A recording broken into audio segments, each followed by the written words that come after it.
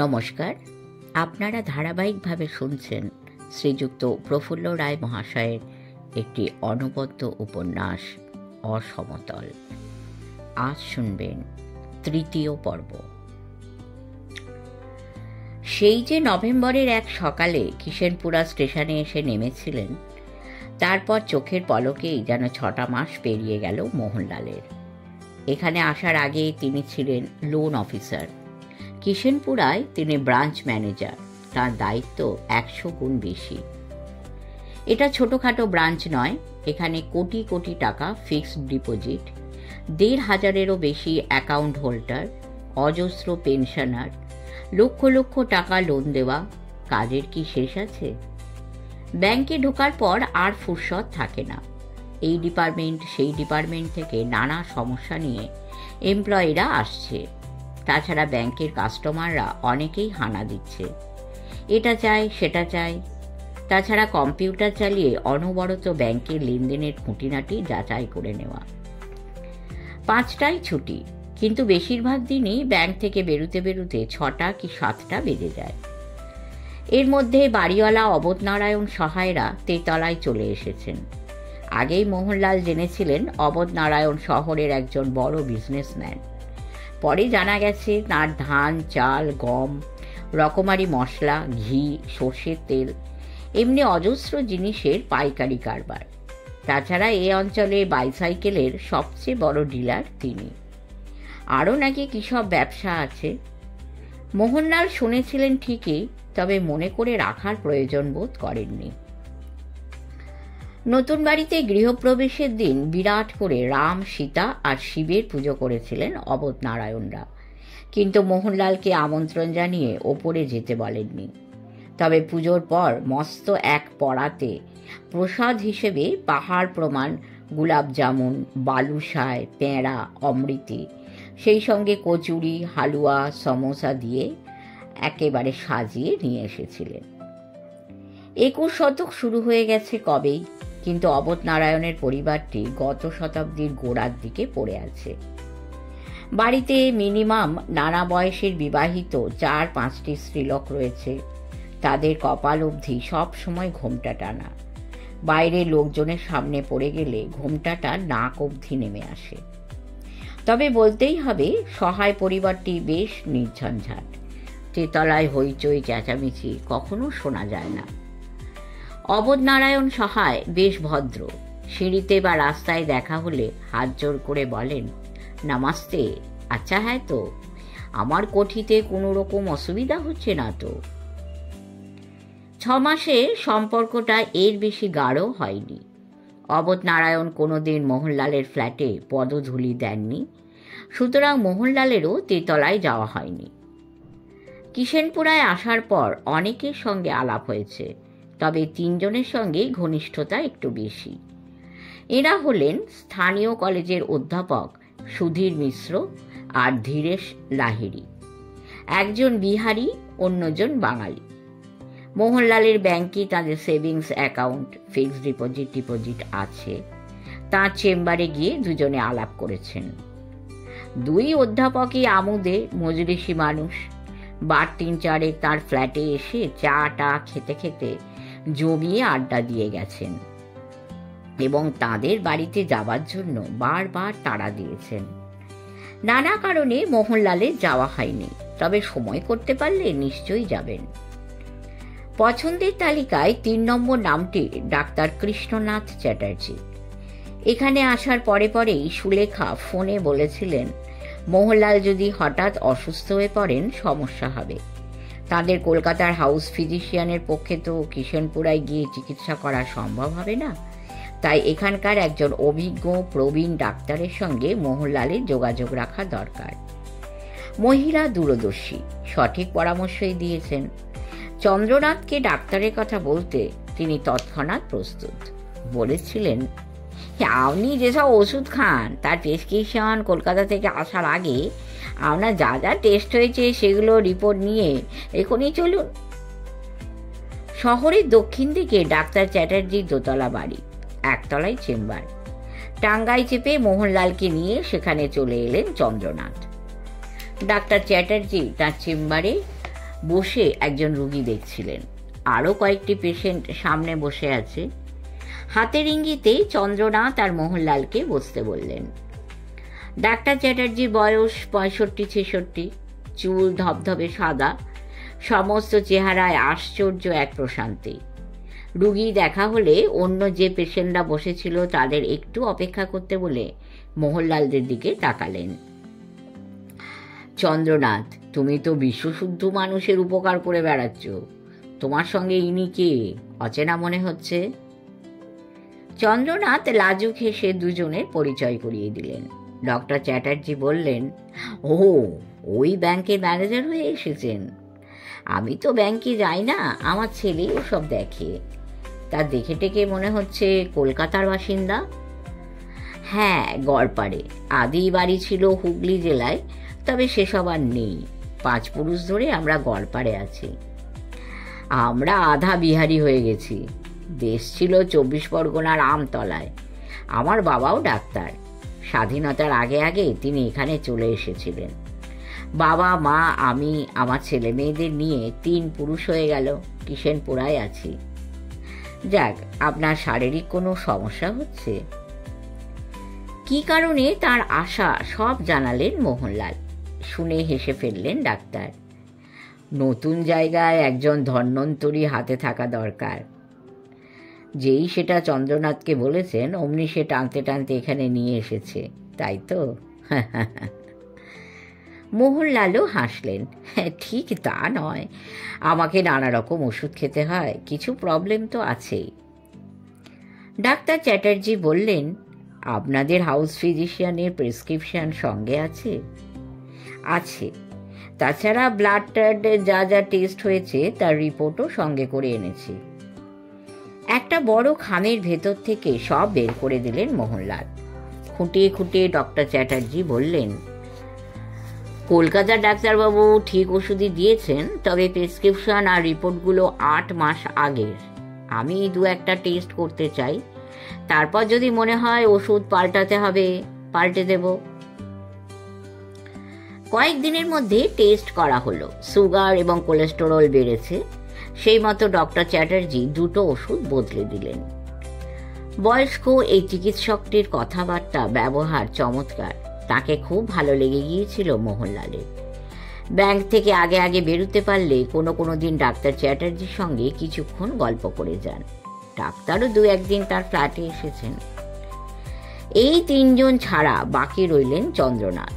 সেই যে স্টেশনে দেখা হয়েছিল, তারপর থেকে তিনি মোহনলালের গায়ে সেঁটে আছেন। ব্যাংকে তো দিনের অনেকটা সময় একসঙ্গে কাটে, তাছাড়া ছুটির দিনগুলো তো বটেই। সপ্তাহে রাতের দিকে দিন 3 মোহনলালের ফ্ল্যাটে চলে আসেন চন্দ্রনাথ। যখন যেটি বলা হয় তখনই সেটা করে দেন। এই লোকটিকে বাদ দিয়ে কিছুই যেন ভাবা যায় না। চন্দ্রনাথ ক্রমশ যেন অপরিহার্য হয়ে উঠছেন। চন্দ্রনাথ তাঁদের বাড়িতে যাওয়ার জন্য মোহনলালকে অনেকবার বলেছেন, কাকতি মিনতিও করেছেন, কিন্তু যাব করেও নানা কারণে যাওয়া হয়ে ওঠেনি। যে মানুষটা তাকে এত সাহায্য করেন, সব সময় পাশে থাকেন, তার সামান্য একটা অনুরোধ রাখতে না পারার জন্য মোহনলালের মনে যথেষ্ট সংকোচ রয়েছে। তিনি ভেবে রেখেছেন সময় পেলেই ওদের বাড়ি যাবেন। না যেতে পারলেও ওদের সম্পর্কে সবই এর মধ্যে জানা হয়ে গেছে। চন্দ্রনাথের ছোট পরিবার, স্ত্রী, একটি ছেলে এবং একটি মেয়ে। স্ত্রী পুরোপুরি গৃহিণী, ঘরকন্না নিয়ে ব্যস্ত।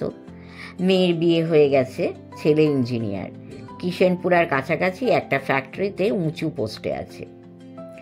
একদিন এসে চন্দ্রনাথ বলেছিলেন, হ্যাঁ স্যার, আমার ছেলে 27 বছরে পড়েছি।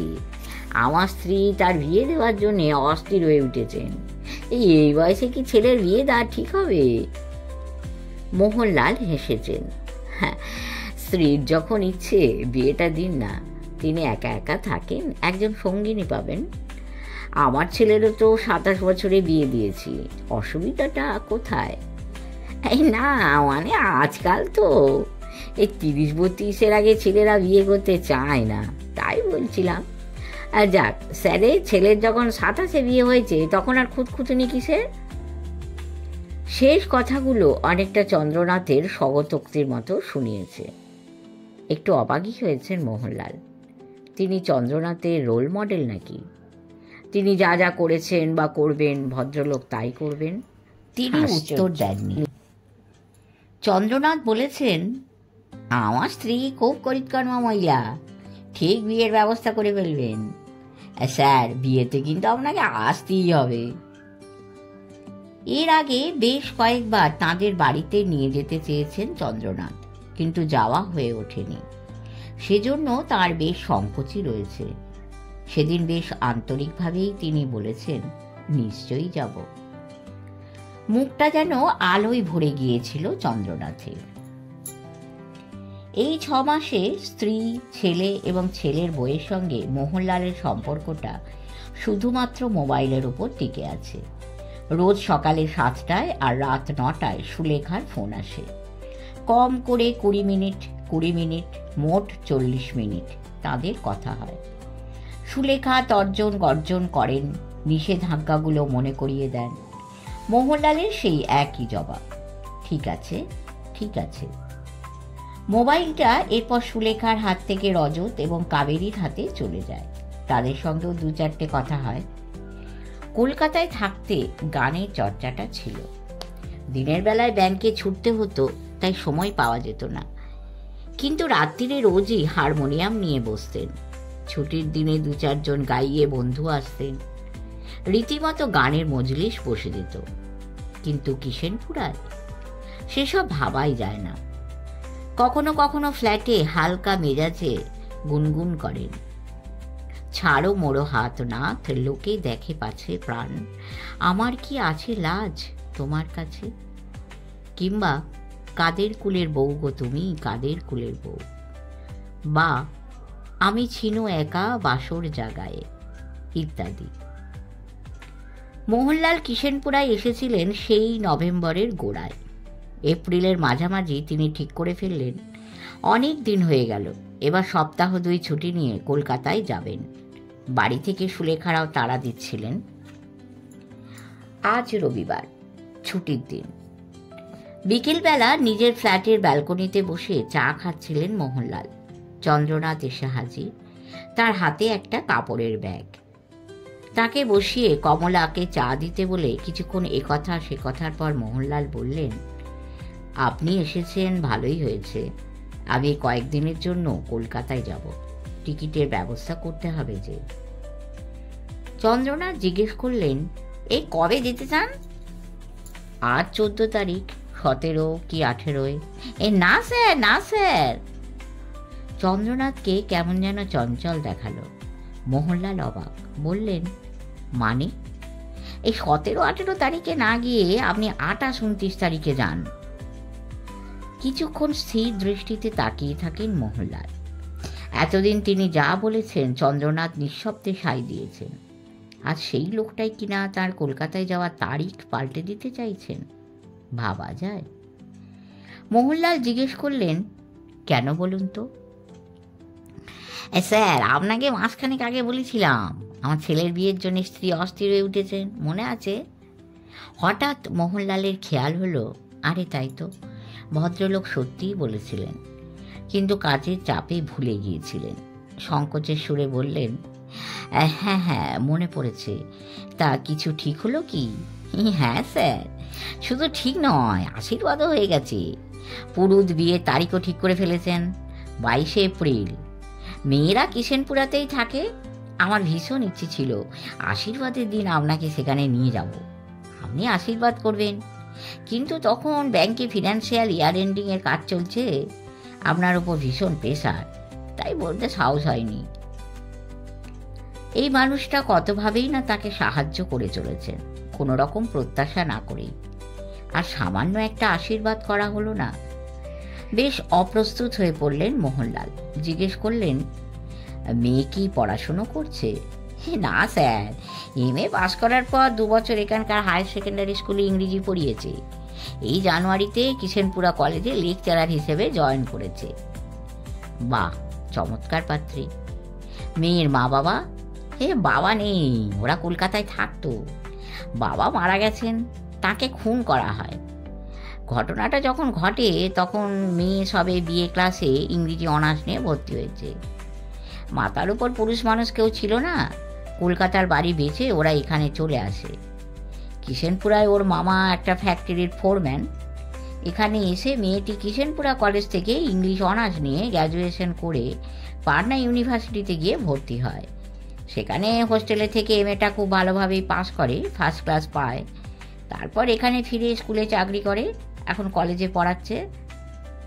বাহ, চমৎকার। শুনেছি ওদের অপর দিয়ে অনেক ঝড়ঝাপটা গেছে। দুঃখ কষ্টের সঙ্গে যুদ্ধ করে যারা মাথা তুলে দাঁড়াতে পারে তাদের আমি খুব রেসপেক্ট করি। আপনি খুব ভালো পুত্রবধূ পেয়েছেন ঘোষালবাবু।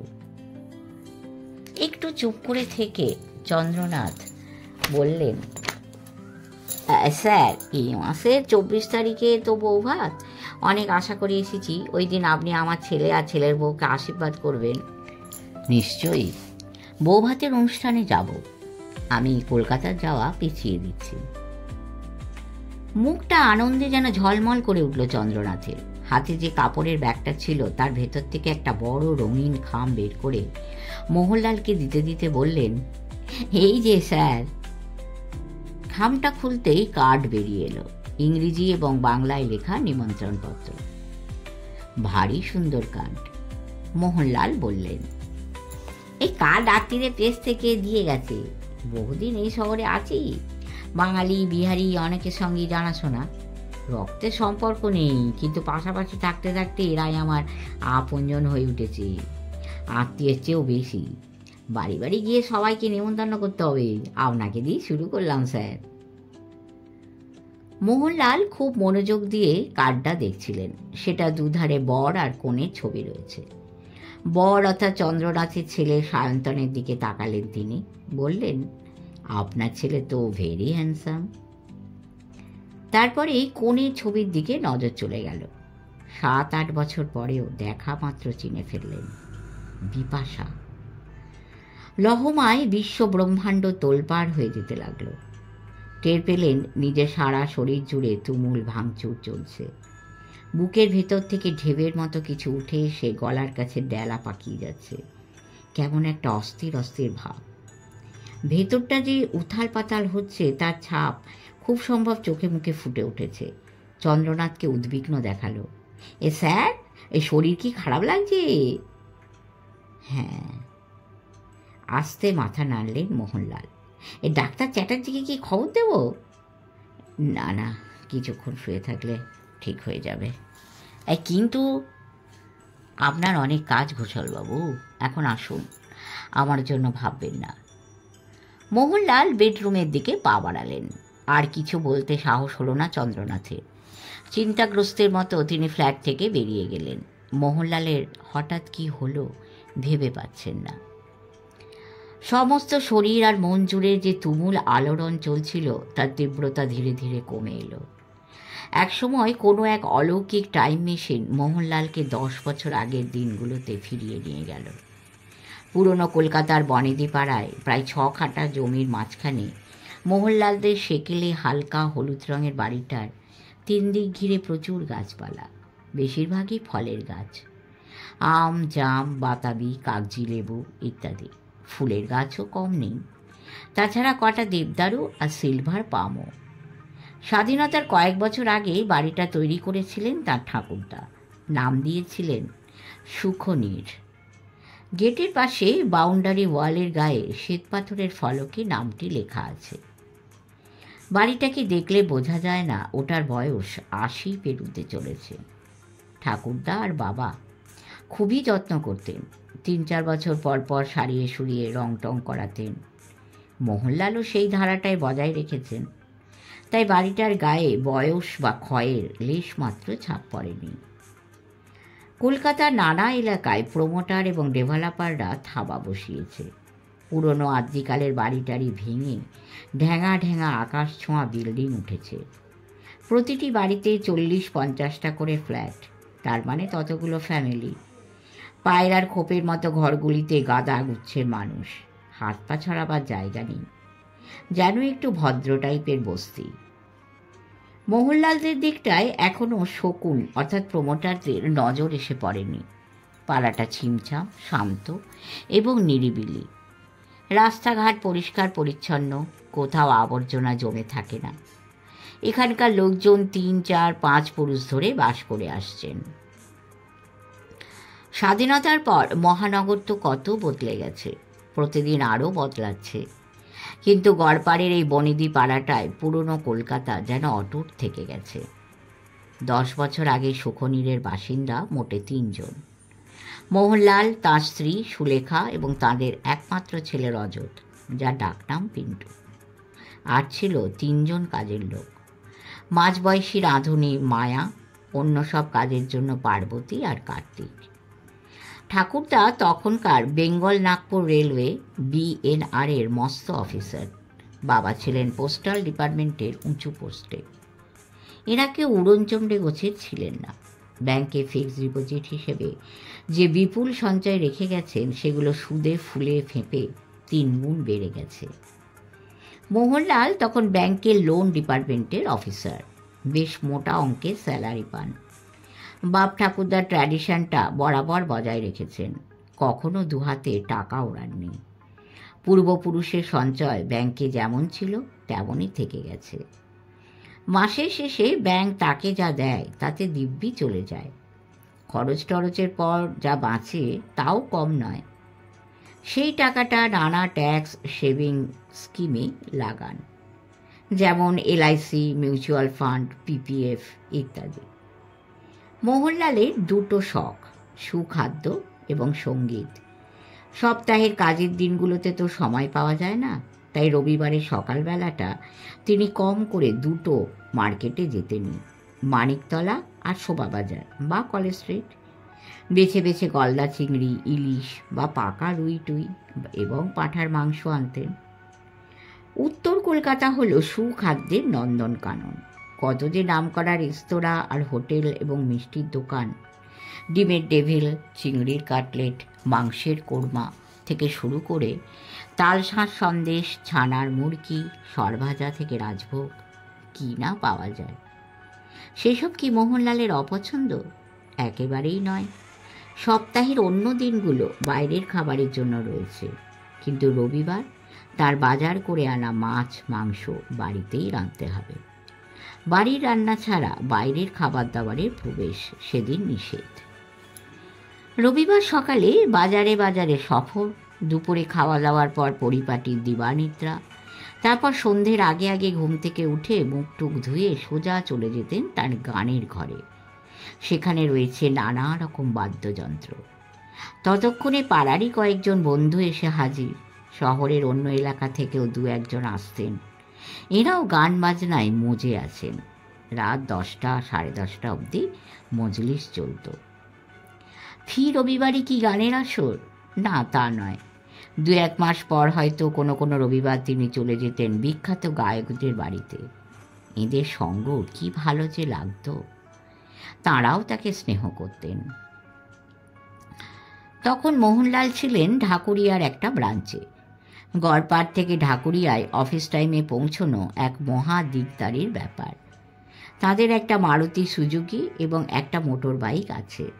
তিনি ড্রাইভিংটাও ভালোই করতে পারেন, কিন্তু রাস্তার জ্যাম ভেদ করে 3 মিনিট 4 মিনিট পর পর ট্রাফিক সিগন্যালে রক্তচক্ষু দেখে থামতে থামতে 10টার ভেতর ব্যাংকে পৌঁছনো অসম্ভব। তাই মোহনলাল ভেবেচিন্তে একটা কৌশল ঠিক করে ফেললেন। 9টায় খাওয়া দাওয়া সেরে মোটর বাইকে বড় রাস্তার জ্যাম ট্যাম এড়াবার জন্য অলিগলি দিয়ে মিনিট 20 ভেতর শিয়ালদায় পৌঁছে যেতেন। সেখানে চেনা জানা একজন দোকানদারের জিম্মায় বাইকটা রেখে সোজা শিয়ালদা স্টেশনে গিয়ে সাউথ সেকশনে ট্রেন ধরে 15 মিনিটে ঢাকুরিয়া, তারপর মিনিট 10 হাঁটলেই তাদের ব্যাংক। 10টার আগেই পৌঁছানো যেত। সুলেখা পুরো পাক্কা হাউসওয়াইফ, খুব গুছিয়ে সংসার করতেন। শাড়ি গয়না নয়, তার শখ হলো সিনেমা দেখা। সপ্তাহে ম্যাটিনি শোয়ে 3টে ছবি দেখতেনই। ছেলে পিন্টু অর্থাৎ রজত খুবই ভালো ছাত্র। ইকোনমিক্সে অনার্স নিয়ে তখন সে বিখ্যাত একটা কলেজে পড়ছে। অশান্তি নেই, ঝঞ্ঝাট নেই, পাড়ার লোকজনের সঙ্গে চমৎকার সম্পর্ক। দিনগুলো মসৃণভাবেই কেটে যাচ্ছিল। ঢাকুরিয়ায় মোহনলালদের সেই ব্রাঞ্চটাও বেশ বড়, প্রচুর কাস্টমার। সকালবেলা ব্যাংক খোলার সঙ্গে সঙ্গে ভিড় জমে যায়। মনে পড়ে সেদিন একেবারে মেলা বসে গিয়েছিল, পুরো ব্রাঞ্চটা গমগম করছে। বেলা 12টার ভেতর মোহনলালের লোন সেকশনের সামনে 10-12 জন এসে হাজির। বেশিরভাগই ফ্ল্যাট কিনবে, সেজন্য ব্যাংক লোন চায়। কেউ জমি কিনবে, কেউ নতুন গাড়ি কিনবে, কেউ ছেলে বা মেয়েকে আমেরিকায় পড়াতে পাঠাবে। সুতরাং ব্যাংক লোন না পেলেই নয়। এদের সবারই তাড়া, যত তাড়াতাড়ি সম্ভব লোনটা স্যাংশন করতে হবে। মোহনলাল কাজের ব্যাপারে ঠান্ডা মাথার মানুষ, অত্যন্ত ধৈর্য তাঁর, কখনো উত্তেজিত হন না। সেদিন যারা তার সেকশনে ভিড় জমিয়েছে তাদের বুঝিয়ে দিচ্ছেন লোন নিতে হলে কি কি করতে হবে, কোন কোন ডকুমেন্ট দরকার ইত্যাদি। কিন্তু একজন কাস্টমার, তার নামটাও মনে আছে। রতিকান্ত সরকারের মতো অবুঝ রকচটা কাস্টমার সেই ব্রাঞ্চে আর একজনও ছিল না। তার ছেলেকে পড়াশোনার জন্য ইংল্যান্ডে পাঠাবে, সেজন্য এডুকেশন লোন চায়। অথচ কাগজপত্র ঠিক মতো জমা দেয়নি। তার দাবি, যা দেওয়া হয়েছে তাই যথেষ্ট। 3 দিনের মধ্যে লোন না পেলে সে কোর্টে যাবে। প্রথম তাকে বোঝাতে চেষ্টা করেছেন মোহনলাল, তাতে কাজ না হওয়ায় গলা চড়াতে হয়েছে। তর্কাতর্কি এবং রতিকান্ত চেঁচামেচিতে সারা ব্রাঞ্চটা হকচকিয়ে গেছে। ম্যানেজার তার চেম্বার থেকে বেরিয়ে এসেছিলেন। সব শুনে বললেন, মিস্টার গাঙ্গুলি যা যা চেয়েছেন তা না পেলে লোন দেওয়া যাবে না। আপনি ইচ্ছে করলে কোর্টে যেতে পারেন। আমি আপনাদের দেখে নেব। গলা শির ছিঁড়ে চেঁচাতে চেঁচাতে বেরিয়ে গিয়েছিল রতিকান্ত। মন মেজাজ খারাপ হয়ে গিয়েছিল মোহনলালের। ব্যাংকের কাজে যে কত রকম ঝামেলা আর সমস্যা, অস্থির অস্থির লাগছিল। কিছুক্ষণ দুহাতে মুখ চেপে বসে রইলেন। স্নায়ুগুলো দপদপ করছে। সেগুলো স্বাভাবিক হয়ে এলে আবার কাজ শুরু করতে যাবেন। চোখে পড়ল সেই নিরীহ ভীতু টাইপের ভদ্রলোকটি একটু দূরে দাঁড়িয়ে আছেন। আগের সপ্তাহেও তিনি এসেছিলেন, মনে পড়েছে। তাকে পরের সপ্তাহে আসতে বলেছেন। ভদ্রলোক নিজের নাম জানিয়েছিলেন, মোহনলালের তা মনে নেই। রতিকান্তর পর আরও 3 জন লোনের ব্যাপারে এসেছেন। মোহনলাল হাত তুলে ভদ্রলোকটিকে আরেকটু অপেক্ষা করতে বলে 3 জনের কাগজপত্র দেখে কি কি করতে হবে তাদের বুঝিয়ে দিয়ে সেই ভদ্রলোকটিকে ডেকেছিলেন। আসুন। চেম্বারটা এখন ফাঁকা। মোহনলালের মস্ত টেবিলের ওধারে কাস্টমারদের জন্য বেশ কয়েকটা চেয়ার পরপর সাজানো রয়েছে। সেদিকে আঙুল বাড়িয়ে বললেন, বসুন। ভদ্রলোক মোহনলালেরই সমবয়সী কিংবা 2-1 বছরের ছোটই হবেন। মাঝারি হাইট, লম্বাটে মুখ, চোখের দৃষ্টি শান্ত। এই বয়সেও চশমার দরকার হয়নি। সমস্ত চেহারায় আশ্চর্য এক সারল্য যেন মাখানো। পরনে খুব সাধারণ প্যান্ট আর শার্ট, হাতে একটা মোটা ফাইল। ফাইলটা টেবিলের একধারে রেখে তিনি বসে পড়লেন। ভদ্রলোককে দেখে আগের দিনও ভালো লেগেছিল মোহনলালের, সেদিনও লাগলো। বললেন, কিছু মনে করবেন না, আপনার নামটা আমি ভুলে গেছি। ভদ্রলোকের কণ্ঠস্বরটি ভারী নরম। বললেন, সেটাই তো স্বাভাবিক। আপনাদের রোজ এত ধরনের লোককে সামলাতে হয়, সবার নাম কি মনে রাখা সম্ভব? আমার নাম পরাশর চট্টোপাধ্যায়। অন্য কাস্টমারদের কাগজপত্র চেক করতে করতে মাঝে মাঝে চোখে পড়ছিল আপনি দূরে দাঁড়িয়ে আছেন। কতক্ষণ এসেছেন? এই 1 ঘন্টা দেড়েক হবে। সে কি, আগে আমার কাছে আসেননি কেন?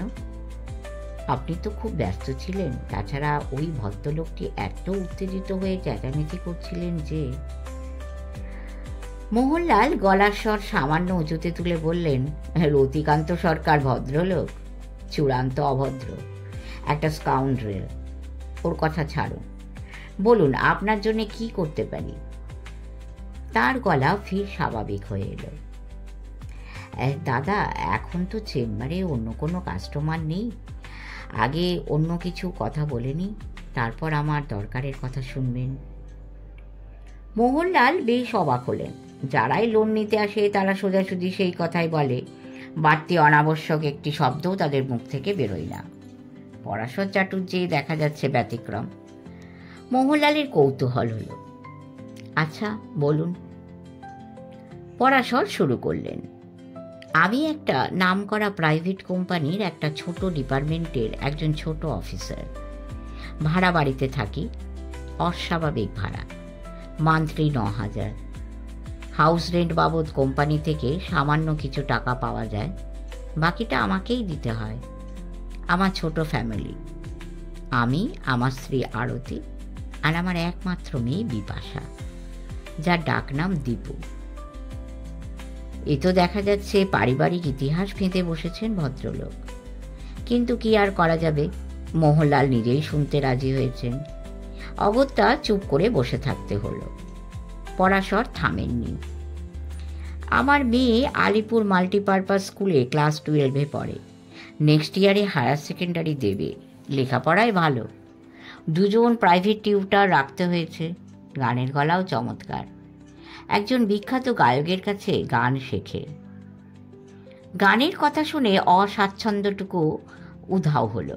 মোহনলাল বেশ আগ্রহের সুরে জিজ্ঞেস করলেন, কি গান শেখে?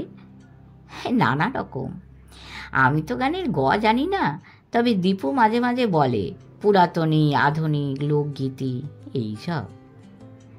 খুশি হলেন মোহনলাল। বললেন, খুব ভালো, যত্ন করে শেখান। গানটা লাইফের বিরাট অ্যাসেট। আপনার ফ্যামিলির কথা শুনলাম, এবার কাজের কথায় আসা যাক। বলছি হ্যাঁ দাদা, যা মাইনে পায় তাতে বাড়ি ভাড়া, সংসারের খরচ, মেয়ের পড়াশুনোর খরচ, টিউটরের মাইনে, গানের মাস্টারের মাইনে, এসব মিটোতে হাতে প্রায় কিছুই থাকে না। ব্যাংকে এসে সামান্য আলাপে কেউ যে ঘর সংসারের এত সব বৃত্তান্ত ফেঁদে বসতে পারে, শুনতে শুনতে আগেই অবাক হয়েছেন মোহনলাল। এবার বেশ মজাই লাগলো। পরাশর চাটুর্যে বলেই চলেছেন, অত সব খরচাপাতি সামলে কিছু কিছু জমিয়ে চেতলায় 2 কাঠা জমি কিনেছি। আপাতত যদি 2 কামরার একটা বাড়ি করতে পারি, মাসে মাসে অতগুলো টাকা ভাড়া গোনার হাত থেকে রেহাই পাই। বাড়ির জন্য দয়া করে আপনাকে লোনের ব্যবস্থা করে দিতে হবে দাদা। এত ধানায় পানায়ের পর ঝুলি থেকে বেড়াল বেরিয়ে এসেছে। মোদ্দা ব্যাপার ব্যাংক লোন। অনেকটা সময় লোকটা নষ্ট করে দিয়েছে, কিন্তু বিরক্ত হলেন না মোহনলাল। বরং সরল অকপট মানুষটির উপর সহানুভূতিই হলো। জিজ্ঞেস করলেন, আপনার জমি কি রেজিস্ট্রি হয়ে গেছে? অবশ্যই, এই যে দলিল। যে হাউস ফাইলটা পরাশর সঙ্গে করে নিয়ে এসেছিলেন সেটা খুলতে যাচ্ছেন। মোহনলাল বললেন, এখন থাক, পরে দেখব। বাড়ির প্ল্যান-ট্যানের ব্যাপারে কিছু ভেবেছেন? দাদা, প্ল্যানটা কর্পোরেশন থেকে পাশও হয়ে গেছে। এতটা ভাবতে পারেননি মোহনলাল। বললেন, অনেকটাই তো গুছিয়ে ফেলেছেন, তা বাড়ি বানাতে কি রকম পড়বে? একজন কন্ট্রাক্টরের সঙ্গে কথা বলেছি, সেই হিসেব করে বলেছে সিমেন্ট, বালি, ইট, রং টং সব বিল্ডিং মেটেরিয়ালের দাম অনেক বেড়ে গেছে। লেবার চার্জ 2 বছর আগে যা ছিল এখন নাকি তার ডাবল। মোজেক করে বা টাইলস বসিয়ে 3 তলার ভিত দিয়ে 1 তলাটা বানাতেই 9.5 থেকে 10 লাখ টাকা লেগে যাবে। আমি রাজমিস্ত্রিদের সঙ্গে কথা বলেছি, তাতে মনে হয়েছে নিজে দাঁড়িয়ে থেকে তদারক করলে 8, 8.5 হয়ে যাবে। মুশকিল হলো, অফিস থেকে মিনিমাম মাস 3 ছুটি নিতে হবে। কিন্তু একসঙ্গে মাস 3 ছুটি নেওয়া, কন্ট্রাক্টরের ওপর ভরসা করতেই হবে। মাঝে মাঝে 5-7 দিনের ছুটি নিয়ে ওদের কাজ দেখে আসা ছাড়া উপায় নেই। কিছুক্ষণ চুপ করে রইলেন মোহনলাল। তারপর বললেন, আপনার জমির দলিল আর স্যাংশন প্ল্যানটা দেখান। ফাইল খুলে দুটোই বের করে মোহনলালের হাতে দিলেন পরাশর। অনেকটা সময় নিয়ে খুঁটিয়ে খুঁটিয়ে সব দেখলেন মোহনলাল। আজকাল দেশটা জোচ্চোর ফেরেববাজ মানুষে ভরে গেছে। জাল দলিল বানিয়ে ধোঁকা দিয়ে ব্যাংক থেকে মোটা টাকা লোন নিয়েছে, এমন প্রচুর ঘটনা ঘটছে। পরে যখন নকল ব্যাপারটা ধরা পড়ে, তখন যেসব অফিসারদের সুপারিশে লোনটা দেওয়া হয়েছে তাদের জীবন প্রায় বরবাদ হওয়ার মতো অবস্থা। কারোকে কারোকে জেলের ভাতও খেতে হয়। 3য় পর্ব এই পর্যন্তই রইল। দেখা যাক পরের পর্বগুলোতে কি হয়। এরপরে আমরা দেখব কি করে মোহনলালের জীবন পরাশর চ্যাটার্জি এবং বিপাশার সঙ্গে জড়িয়ে যায় এবং এক ভয়ঙ্কর বিপর্যয়ের মুখোমুখি হন। শুনতে থাকুন অসমতল। দেখা হবে পরের পর্বে। পরম করুণাময়ের কৃপায় সকলে ভালো থাকবেন। সাবস্ক্রাইব করে আমাদের পাশে থাকবেন। নমস্কার।